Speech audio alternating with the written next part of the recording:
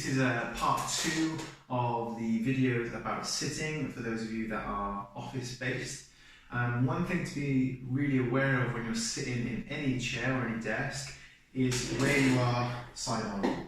What we want is for you to be as far back in the chair as possible so you actually have something to relax into. The way that the spine is built is not ideal to be in a sitting position. We're the only species to be bipedal and be able to be on 2 legs, and so our spine has developed a way to keep us upright against gravity. However, when you look at the mechanics of the spine, some would argue that it hasn't evolved to do that, and because of the direction of the joints, it's very easy and natural for us to collapse our spinal structure. It's just the way the spine is built, it's almost bound to happen. And so we want to try and alleviate that as best we can and try and maintain some support. And so many people will use lumbar supports, nothing against them, although many of them aren't that beneficial. It's much simpler and easier just to maintain that when you're sitting back in the chair as much as you can. As soon as you come away from the edge, you're going to drop down. So one really simple thing is just to maintain that position in the back. You want the knees and the hips to be at 90 degrees to each other. That's through here, no cross legs, nice stable position. Then what we want is that if you're a person that suffers with pain at your desk, say it comes on every hour or every 3 hours or within 20 minutes, we want to create some movement and some mobility exercises in order to change the position that you're sitting in. So if pain was to come on every hour or so, you'd want to look to do this exercise actually every half an hour, or set of exercises every half an hour. If it was coming on much longer than that over a period of maybe just once or twice a day, then you would only need to do this maybe once or twice a day prior to the pain onset. And basically we just want to get some mobility and movement through each varied section of the spine.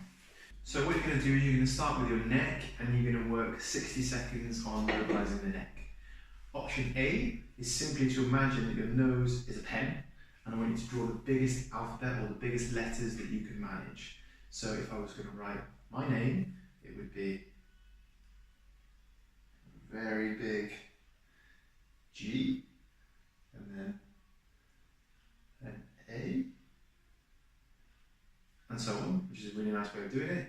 If you want something a little bit simpler, we just want to maintain an upright position and just forward bend the neck, so you tuck the chin to the chest, hold for 1 or 2 seconds, up towards the ceiling, feel the front of your neck stretch, and it needs to be done really slowly. Going to the left until you feel you reach an end point, and the same on the other side, and you can repeat that or go around in circles. It needs to be done for around 60 seconds. Then we move on to the mid part of the back, the thoracic spine, and you need to find a position that's comfortable for you. For me, I prefer interlinking my fingers, putting it behind my neck and bringing my elbows together.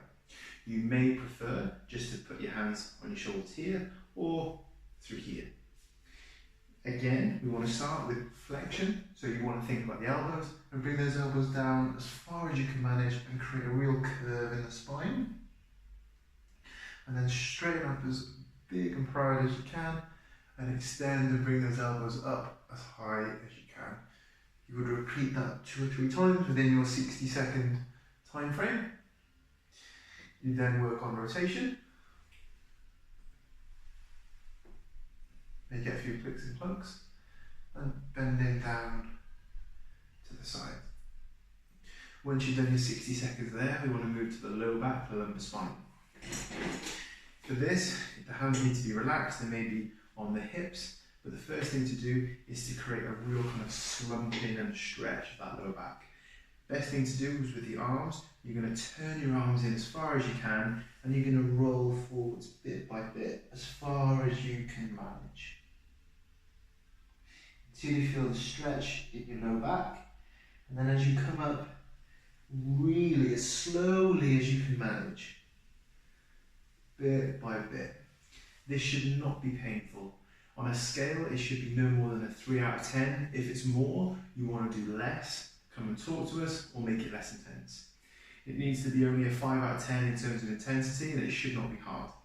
Once you've bent forward, you then want to think about bending backwards or bringing that chest up and out on a diagonal as much as you can till you feel those low back muscles engage. Again, it may feel discomfort but not pain. And you can move through and flex once again. Then, once you've done that, you want to work on a more whole spinal rotation. And so what you can do is either bring the arms out like this and rotate as far as you can manage, or you can put one hand on the knee and rotate one way and then the other way. So again, you want to work 60 seconds per neck, mid-back, low back. And in terms of timings, as we've said, it needs to be done prior to the onset of pain. Depending on how often you get the pain, you may need to do this 4, 5, 6 times a day while you're at work so that we can break the pain cycle